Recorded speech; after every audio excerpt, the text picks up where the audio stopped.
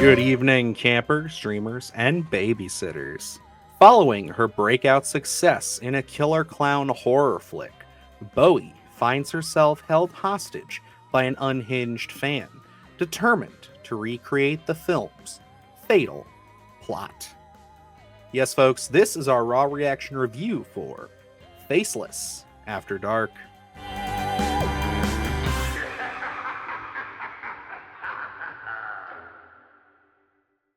So, Luke, Faceless After Dark, another one that just kind of popped on our radars kind of out of nowhere. I was unaware of this film before it graced our inbox, and the folks over at Dark Sky Pictures asked if we wanted to cover it. So, we thank them for sending this over. But this immediately intrigued me when I was reading the synopsis, mostly because this stars and is co-written by Jenna Cannell, who is, uh, you know, Terrifier alum. She plays Tara in the first film.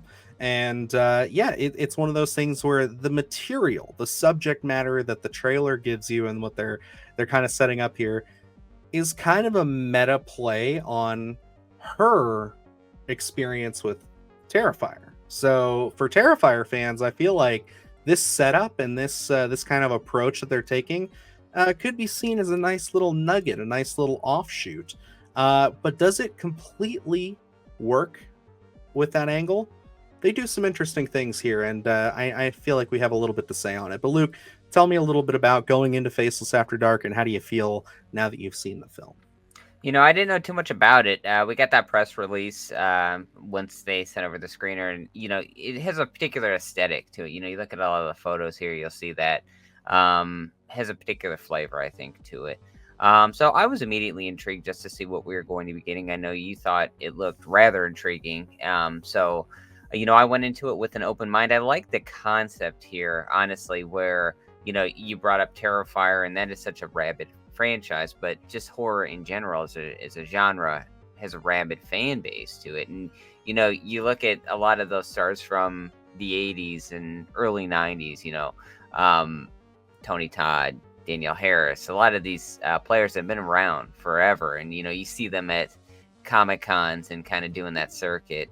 I thought it was an interesting approach because yes, some horror alum, they had their heyday in the 80s, and then they make brief appearances nowadays, but they still have such a vibrant fan base, I guess you'd say, where it's everyone wanting autographs, wanting to go meet them, no matter if they've met them the first time or the fourth time. It doesn't matter to them, just because they're their horror icons. So that was a rather intriguing concept, because there's that fine line between fandom and obsessiveness, and I thought this would be a fun take on something, especially Jenna Cannell coming out of the Terrifier franchise, in this kind of dealing with a little bit of, I guess, a clown aspect to it. This does open up with that meta-ness of her filming a actual horror film, and dealing with what is going to be making her famous. So I was interested by the concept. Unfortunately, I had some fun with this, but it wasn't a knockout of the park for me. I feel like this may have been hindered probably by the budget. They can't do everything that they want to achieve. And I just feel like they didn't do enough with the concept, honestly. So I'm of two minds with this one. We were talking a little bit before we recorded this, just to kind of get our thoughts out there.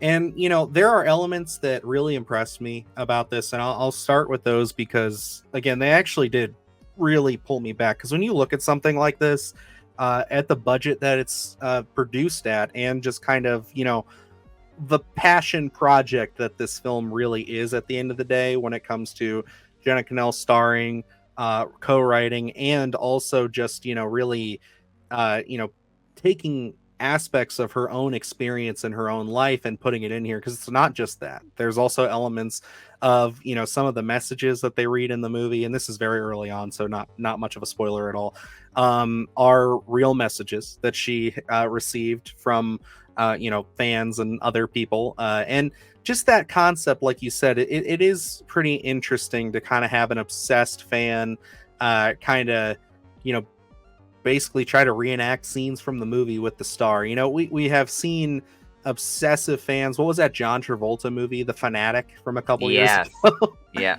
Probably not the greatest example, but hey, it's, one of those. We also have the Robert De Niro film with Wesley Snipes, The Fan, I think it is. Yes. Yep. Yeah, so it's like, it's something to, but it's an interesting take. And yeah, I mean, her playing to her strengths and playing to her audience of Terrifier fans, and something there is, it's really special because, if you're in the cult of Art the Clown, this automatically catches your interest, at least a little bit. And I gotta say, from a budgetary standpoint, a look standpoint, this does look really well done. This is really well done technically. Like, nothing feels too cheap. There are moments where it feels, low budget, but not in the sense of like, oh man, you can really tell that this is just, strung together, like, that they are really struggling here. No, this does feel actually pretty great in some spots, especially when it comes to the tension. There's one sequence in particular where Jenna Cannell is walking into a hallway and you see a silhouette, and I thought, ooh, that's really good. And it might just be because we've been watching Strangers films the last couple of weeks, so it kind of harkened to that. But there are some really strong elements, and I gotta say, Jenna Cannell is the lead. She knocked it out of the park, in my opinion, because this is her territory. This is definitely a bit more of a personal story, and you could tell that she was really, giving it her all here. And I enjoyed her character. I enjoyed her performance. But yeah, I do have to admit, there are some elements towards the end of this that I thought were going to pay off a little bit bigger, and they just didn't work for me.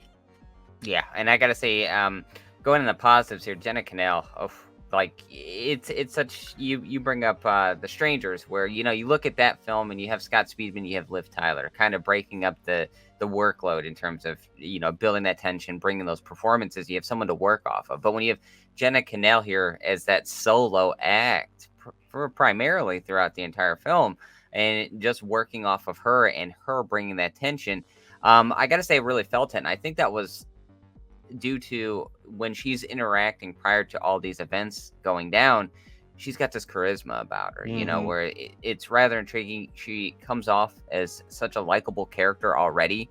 So then once that element is dropped in here, you really do feel for her in those elements that are going on there. So, I'll say, putting this film on her back and kind of letting her carry this one, I think was such a smart play, because she has a great understanding for the character. Like you said, some of those were actual real text messages, and just being stuck in the kind of, I don't want to say stuck, but immersed maybe in the life of being in the Terrifier franchise and just the horror community in general, and that fine line of fandom and obsessiveness. I think overall her performance was rather well done, and she does show a range of emotions where we're not getting the spoilers, but as we get to later half, she starts showing a different approach, I think. And you get to see this range of emotion of her just because of all these incidents happening.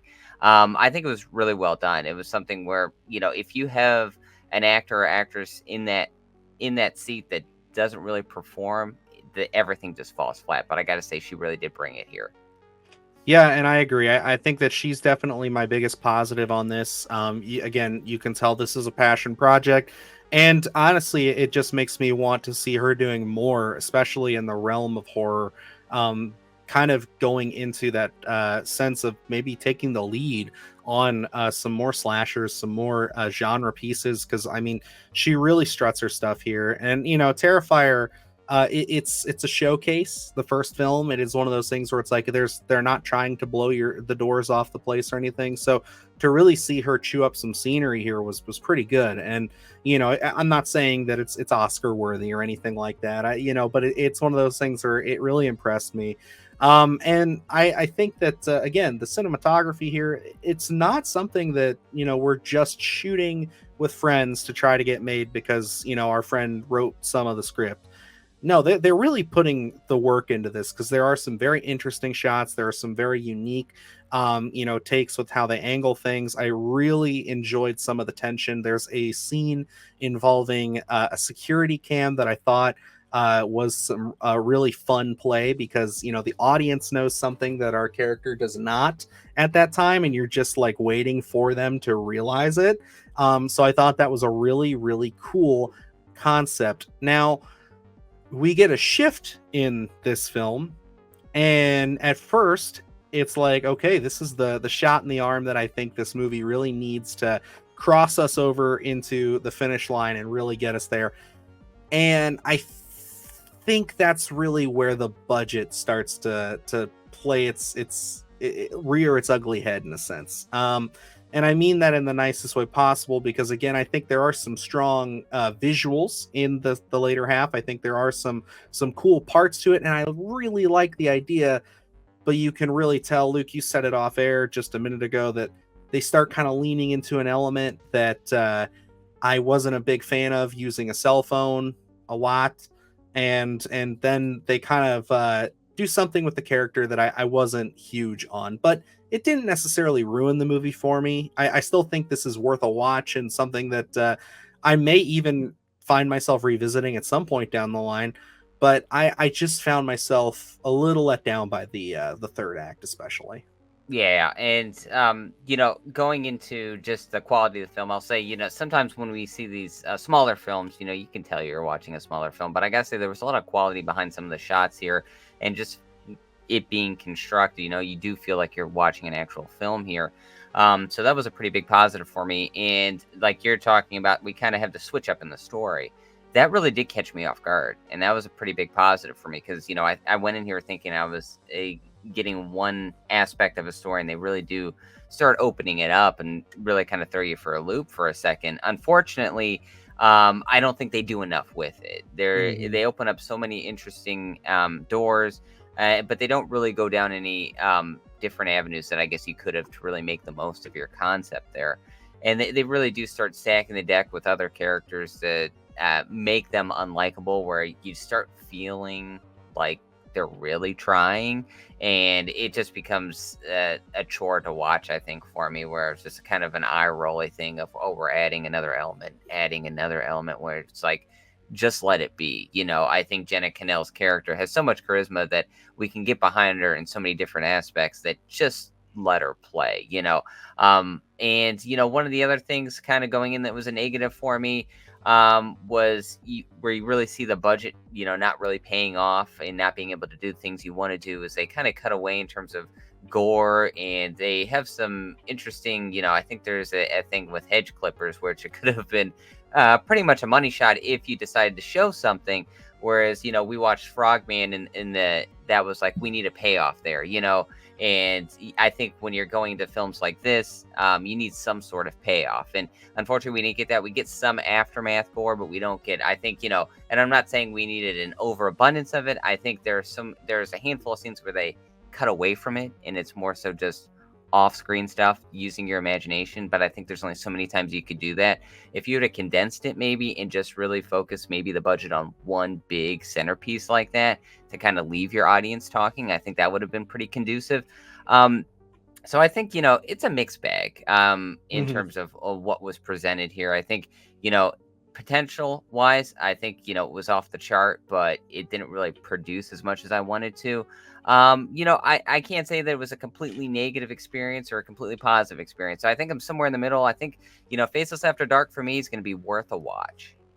And I'm also going to give this one worth a watch. I know, I think initially I had to pause the movie, and we ended up talking while I paused that. So initially I was really, really hot on it. And then, after sitting with it for a few days, I do kind of look back on it and think that worth a watch is a bit more of a smarter rating for me. Because, I think there is that element that a lot of fans of Terrifier, and seeing the performance Jenna Cannell gives, especially in that first half, where you're just like, this is actually exceeding my expectations.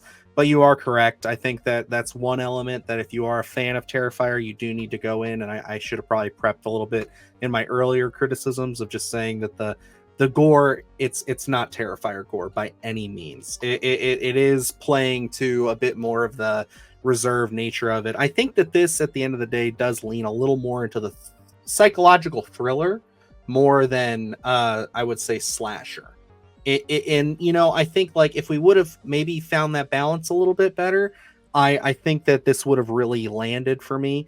But again, I think it's a strong outing. I really think that this is something that is, again, it gets that worth a watch rating from me, because I think whether you're interested in, horror or thrillers, I think that there is some stuff here. And again, if you are a Terrifier fan, it is kind of neat to see something that's going with that little bit of a meta approach there, and really seeing her as playing a version of herself in a sense. And I think that this was just again a surprise that it landed for me in some aspects and didn't in others. So that's again, I think Luke said it best when he said it's a mixed bag, but I definitely say something I was happy that I sat down and gave some time to. But that is going to do us for our review of Faceless After Dark. Definitely let us know if you guys are going to check this one out. It will be available here soon, coming to a VOD and I believe in some select cinemas. So keep your eye out for it.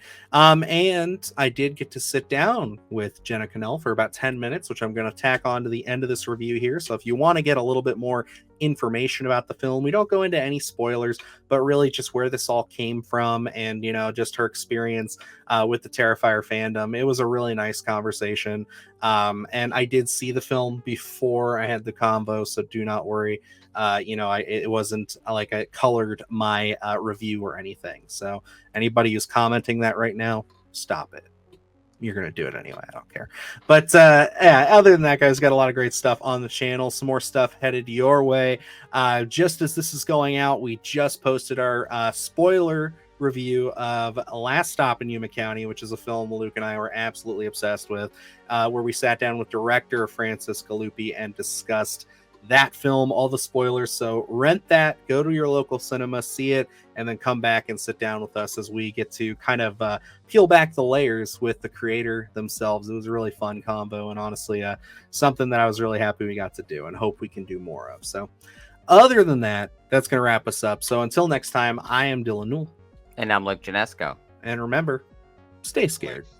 You are also a co-writer on this, which I thought was awesome. So it's like, thank you. This is probably got to be a bit more of like, which I mean, we also should say you've done a ton of different things. If you go to like your background, your IMDb, you are kind of a jack of all trades in Hollywood, it seems like, which again is great. And I think that that's a huge advantage to somebody when it's like coming up in the industry. So you get to learn a lot. And this being like kind of your co-writing process, like what was that process like? Was this kind of your idea that you brought with your co-writer, or did someone else come to you? When did this kind of ideal almost start? What was the seed of it? Oh, I love seed as a phrasing, because that's absolutely what it is, because it's something that you plant and you water and you whisper to it, you give it sunlight, and then it hopefully blooms and bears fruit. That's certainly always the goal. So it originally started because one of the original investors that was attached came to Raymond Wood, the director, and basically said, if you can write me a movie that I can put a killer clown on the cover, then I can sell it. And I know that I can sell it. So then he and I have been friends for a long time. We've worked together in a lot of different capacities for a long time. He came to me and he pitched the same thing. And I essentially said, another clown movie? That's what you want me to do? Are we sure? I don't really want to get stuck just doing those. I'm very proud of my work in Terrifier, but I'm also proud of a lot of the other things that I've done. And he said, yeah, that's the pitch. So are you interested? And so I approached my friend and my co-writer at the time, Todd Jacobs, and we basically sat down and said, okay, what is the version of this where we could fall in love with it? What's the version of this where it's different and it's subversive and it's something we haven't seen before, or something that we've seen before but in a totally new way? What's this version of that? And so we took it as a challenge and ran with it. But for the longest time, the Google Doc that we were working off of was titled "Not Another Fucking Clown Movie." What do you think, being a creative in the modern sense of Hollywood right now, like what is kind of like your piece of advice for people who kind of want to get into the industry, especially when it comes to working on horror projects? What's something that you feel has kind of been maybe like your mantra as you've kind of gone through all these projects? Yeah, you said it best yourself, that it's all about relationships and it's all about building relationships. And to go back to the seed metaphor, I mean, a lot of it is that. A lot of it is you meet people and you connect with them, and then you foster those relationships and you build a loyalty and a trust that you only expand on over the years. And my biggest piece of advice to anyone who's entering film would be to do extra work and to do production assistant work, because I think those are both great ways to watch, to be immersed in the machine and watch how it works without having too much responsibility. And especially production assistant work. I mean, on the bigger budget films, it's insane how many jobs there are. I mean, there are carpenters, there are like contact lens technicians, there are nail technicians, like there's, people who just build miniatures, people who work in puppetry. I mean, people who just paint things, like people who just drive a car around, and like there are, and not just, because transpo department they are a godsend. I would never diminish what they do. Oh my gosh. And they have the most insane hours. But what I'm trying to get at is that it takes an army to make a film, and there are so many different ways to get into it and so many different ways to contribute to that army and to be a part of the beast that is making a movie. And I think those are good ways to sort of see what you think and just watch how it works and see if it's even for you. Because if you don't like the hours, there's always, post-production.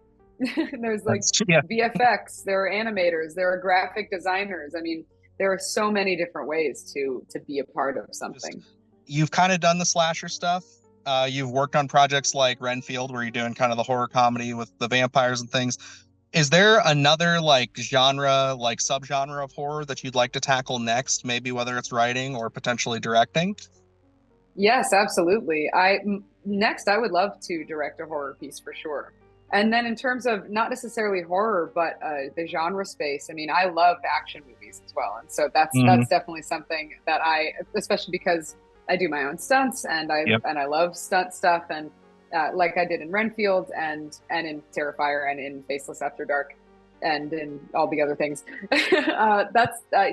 Action is definitely something that I'm excited to get more into. I'm supposed to do another film in that arena later this year. And I mean, but there are so many subgenres of horror. And I mean, I would love to continue working as an actor, stunt performer, and writer director in as many of them as possible. I mean, I think there are a couple I haven't actually gotten to yet. So you're right, to your point. There's still time. Absolutely. And I can only see it growing from here. So thank you so much for taking some time with me here, Jenna. And yeah, we'll definitely be jumping back into our discussion about Faceless After Dark and basically just letting everybody know where they can find it and everything. Do the horror shit, gonna do it live. Cause Splattercast kick it every day they live. Splattercast, gonna smash your ass. Splattercast, gonna smash your ass. Splattercast, gonna smash your ass. Splattercast, gonna smash your ass. Splattercast, gonna smash your ass. Splattercast, gonna smash your ass. Splattercast, gonna smash your ass.